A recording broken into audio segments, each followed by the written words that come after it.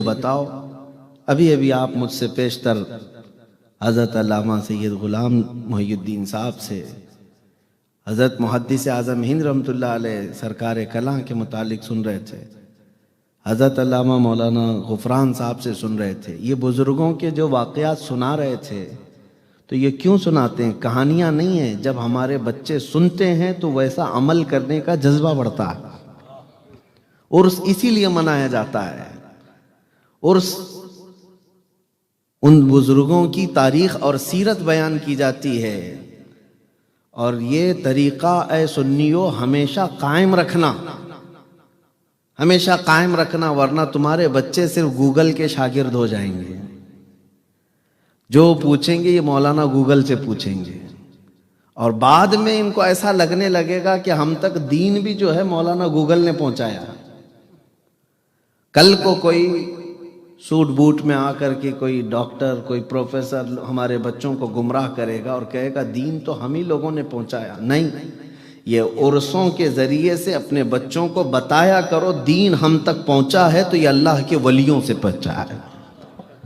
इन अल्लाह के वलियों ने अपने अमल से पहुंचाया है, तकरीरों से कम, लेकिन अपने अखलाक से दीन हम तक पहुंचाया है।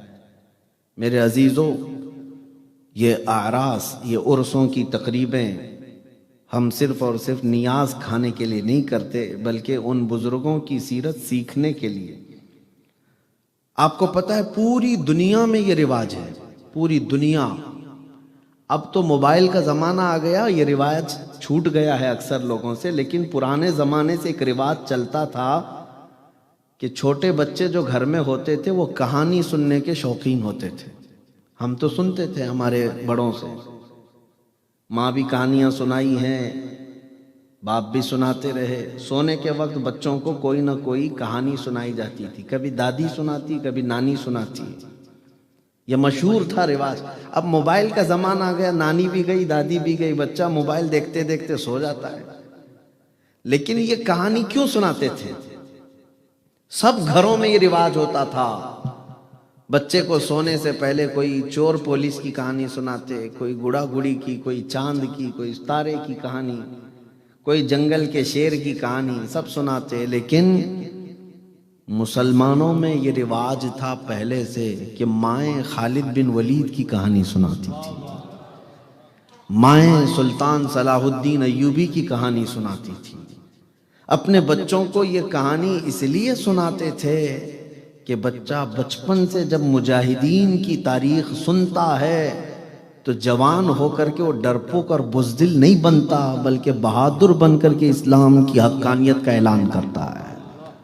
इसलिए अब ये उर्स जो रख रहे हैं, मैं इंतज़ामिया को मुबारकबादी देता हूँ, अशरफी चिश्ती एसोसिएशन अखम जो है यहाँ पर, ये लोग अब घरों में कहानियां सुनाना छोड़ दिए हैं। आप इस तरह जलसे कर करके इनको सुनाओ बुजुर्गों की बातें, ताकि कम से कम इन जलसों के जरिए से तो हमारे बच्चों तक हमारे बुजुर्गों की तारीख ट्रांसफर होती रहेगी। अल्लाह तबारक व तआला हमें अपने बुजुर्गों के नक्शे कदम पर चलाए। एक बात और मैं बता करके आगे मौजू की तरफ बढ़ता हूँ। बहुत ताखीर से अब ये मुझे आपके सामने पेश होना पड़ा है।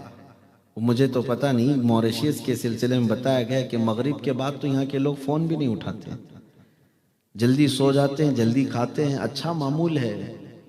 लेकिन आज ताखीर तक आप बैठे हैं, मैं भी ज़्यादा देर आपका नहीं लूँगा। जितनी बात हो सके, जब तक आप हज़म कर सकें, आप सुनते रहना। और जहाँ किसी को ज़रा बराबर भी बेजारगी आए, उकताहट आए, दूर से हाथ उठा देना, मैं सलाम कर लूँगा। बस, मैं किसी को पकाता नहीं। एक बात मेरे वालिदे बुजुर्गवार फरमाया करते थे, ये बहुत पते की बात है। फरमाते, वो सरकार मुफ्ती आज़म हिंद रहमतुल्लाह अलैह के मुरीद और खादिम रहे मेरे वालिद, हुजूर हाफिज मिल्लत के शागिर्द। फरमाते कि जो बुजुर्ग दुनिया से जा चुके उनकी पैरवी करो। क्यों? इसलिए कि अब उनके भटकने या गुमराह होने का कोई चांस ही नहीं। और जो जिंदा है, सबकी तलवार लटक रही है, पता नहीं ये कब तक सही रहेगा। बताया नहीं जा सकता।